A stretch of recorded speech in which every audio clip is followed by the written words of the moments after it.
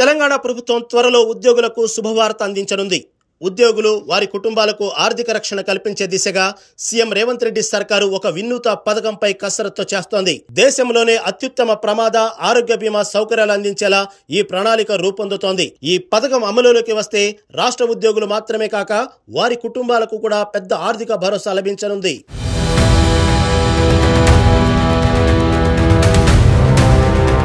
రాష్ట్ర ఆర్థిక శాఖ ఇప్పటికే పలు బ్యాంకులతో చర్చలు ప్రారంభించింది. ప్రతిపాదనల ప్రకారం ఉద్యోగులకు 1.25 కోట్ల నుంచి 1.50 కోట్ల వరకు ప్రమాద బీమా లభించేలా ప్రయత్నాలు జరుగుతున్నాయి. అంటే ప్రమాదవశాత్తు మరణం జరిగితే కుటుంబానికి భారీ బీమా సొమ్ము అందుతుంది. దీంతో భవిష్యత్తు ఆర్థిక సమస్యలు తలెత్తకుండా నిర్ధారించడమే ఈ పథక లక్ష్యం. ఇక ఈ కొత్త పథకానికి సింగరేణి సంస్థే ఆదర్శం. సింగరేణిలో పనిచేస్తున్న ఉద్యోగులు ప్రమాదంలో మరణిస్తే వారి కుటుంబానికి ప్రస్తుతం 1 కోటి బీమా లభిస్తోంది. ఈ విధానాన్ని అనుసరించి తెలంగాణ సర్కార్ మరింత మెరుగైన సదుపాయాలు కల్పించేందుకు ముందడుగు వేసింది. సింగరేణి మోడల్ ని అనుసరించి కేంద్ర బొగ్గు శాఖ కూడా కోల్ ఇండియాలో ఇలాంటి పథకం ప్రవేశపెట్టేందుకు సన్నాహాలు చేస్తోంది.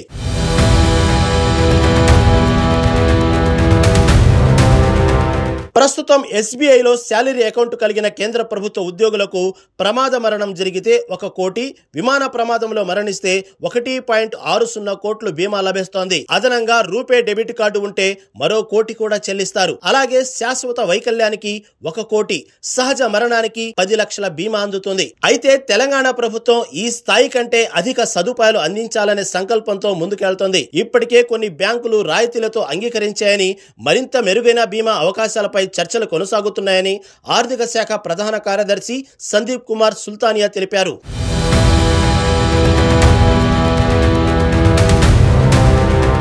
ప్రమాద బీమా మాత్రమే కాకుండా ఆరోగ్య బీమా కూడా ఈ పథకంలో భాగమవుతుంది. ఉద్యోగులకు గరిష్టంగా 30 లక్షల వరకు ఆరోగ్య బీమా కల్పించాలనే ఆలోచనలో ప్రభుత్వం ఉంది. దీనికోసం ఉద్యోగులు నెలకు సుమారు 2,495 రూపాయల ప్రీమియం చెల్లించాల్సి ఉంటుంది. ఈ పథకం కింద ప్రతి సంవత్సరం ఒకసారి ఉచిత ఆరోగ్య పరీక్షల సదుపాయం లభిస్తుంది.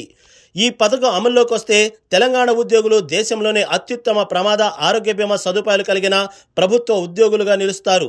అత్యవసర పరిస్థితుల్లో వారి కుటుంబాలకు భారీ ఆర్థిక రక్షణ దక్కుతుంది. దీనితో ప్రభుత్వ ఉద్యోగుల్లో మరింత భద్రతా భావన పెరుగుతుందని అధికారులు భావిస్తున్నారు.